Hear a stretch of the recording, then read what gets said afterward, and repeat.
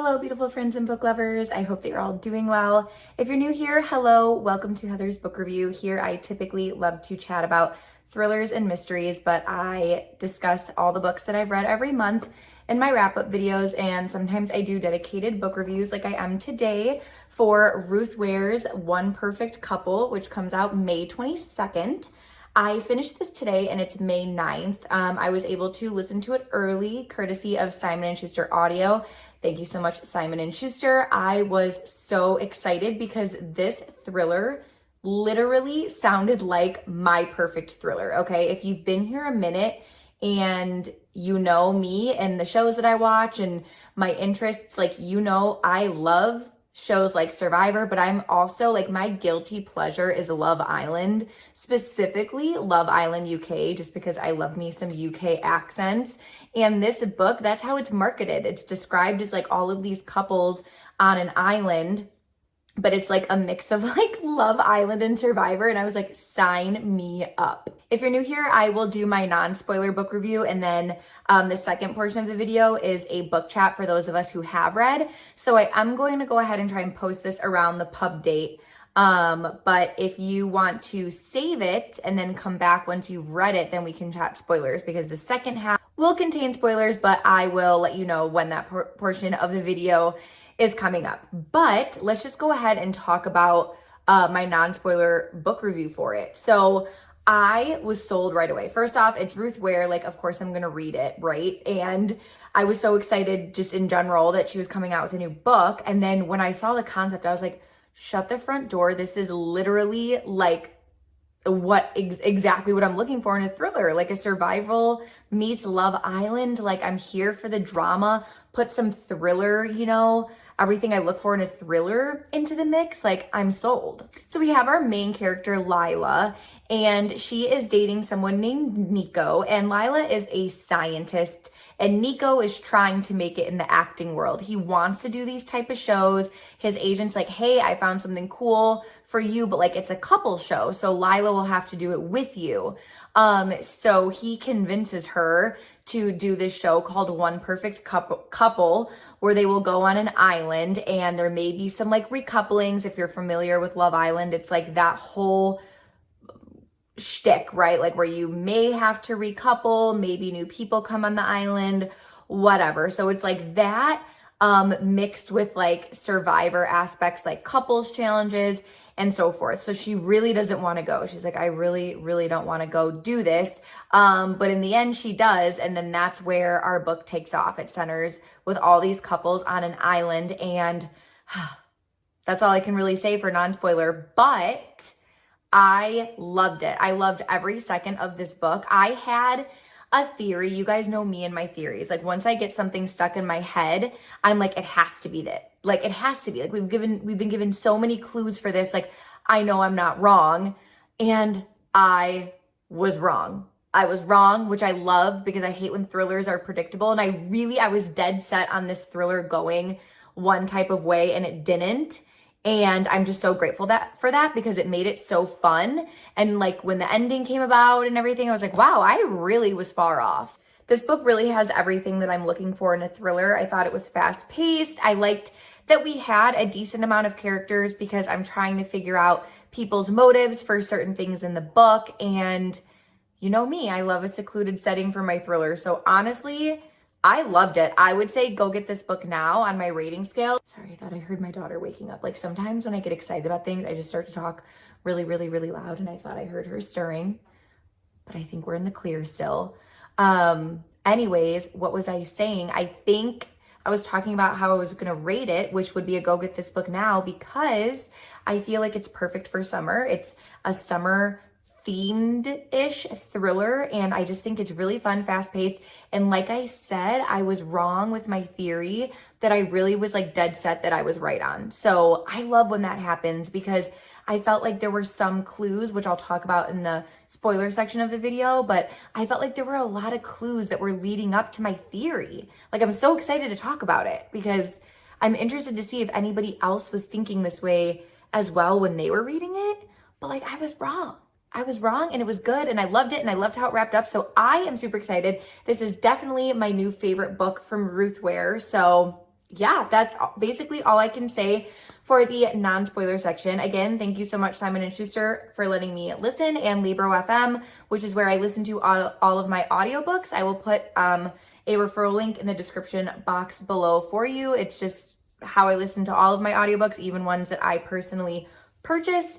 So yeah, but now I am going to go ahead and get chatting with spoilers. So like I said, if you haven't read it yet, you just came on here to see what I rated it before you bought it kind of thing, save it, because I have so many spoilers that I am going to start chatting about. Okay, I am so excited to talk about this, especially my theory that I was like dead set on. But before we get to all that, I'm just going to be looking a lot to the left because I'm looking at my notes. But I will say I do feel like the first 25% of the book, nothing really was happening. Like I'm like, okay, really at this point, all that's happened is that Lila has agreed to go to the like to be on the show with Nico, and like they met the other couples. Like I remember looking at this point, and I try to, like, anytime I have a thought, I write down the percentage of the way that I'm through the book. That's what I love about audiobooks, is it tells you literally how much of the book to the percent that you have completed. And this was exactly at 25%. I was like, okay, like I feel like nothing has really happened. Like I hope it starts to pick up. But then it really did. And I will say too, I really did like our main character, Lila. I felt like she was super reasonable and just like practical, and she wasn't annoying and she didn't drive me nuts. Like, you know, when you read a book and like you just aren't liking the main character, like it's just so much, at least for me, it's so much more challenging to like enjoy the book then, because the main point of view that you're listening to, you're like, I don't like this character at all. But that was not the case with her. I loved her. I thought she was great, level-headed, the perfect type of contestant for a show like this. All right, so my little mama has decided to wake up from her nap. So she is playing right now, but you may hear her a little bit in the background. But I was so surprised that Nico was the first to be booted. Like after that first challenge, if anything, like since it was described as being similar to Love Island, I'm like, okay, he's just gonna be like in the singles pod now. Like he's gonna have to hope that somebody will recouple with him, you know, but no, she was like, Camille, the host, remember? She was like, oh no, you're going home. And he was like, what? And then called Lila like a stupid cow or something and like stormed off. But I really didn't see that coming. I thought he was gonna be on the show for like quite some time, so that was a pretty big shock to me, although it was funny with him getting booted off so early. And as they're all walking through the like villas and stuff, they're realizing how cheaply everything was made and just like put together. And I just kept thinking, like, this is not a type of place that I would want to stay. Like, I know Lila already had her reservations before going on the show, but I was like, this is like signed, sealed, delivered for me. Like, I'm out of here. Like, this is cheaply made. Like, we're going to be blown away in a storm. Okay, I'm now holding my little mama. So yeah, you're really going to hear her now. But okay, so my next note was, I said, one girl needs insulin. We know something is going to happen with that. Like, we know it's either gonna go missing or somebody's gonna go crazy and someone's gonna try to steal it. Sorry guys, I'm gonna be rocking back and forth, doing all the mom things right now, but you guys don't care. You just want the tea. All right, my next note was, if you've watched any Survivor movies, we know someone is going to start stealing the rations. But my guess was Bayer, because he seemed the most spoiled, like the one, or not the most spoiled, the one who's spoiling for a fight the most. But then, like, I just kept thinking, like, okay, like, there's all these cameras on them. Like, is he doing this on purpose to try to get attention? But I just knew, I'm like, if shit's gonna go down, it's gonna be this poor girl's insulin's gonna get taken and someone's gonna start messing around with the ration. Here we go with my big theory that I was not right on, okay? Guys, I wrote this at 54%, okay? 54% was when I was dead set on this was going to be like the ending. So we started getting Zana's point of views from her diary, right? But in the diary, it was very clear that she was lying. So my theory was, what are you doing? My theory was that her and Connor were actually siblings and that Connor had like a really violent past.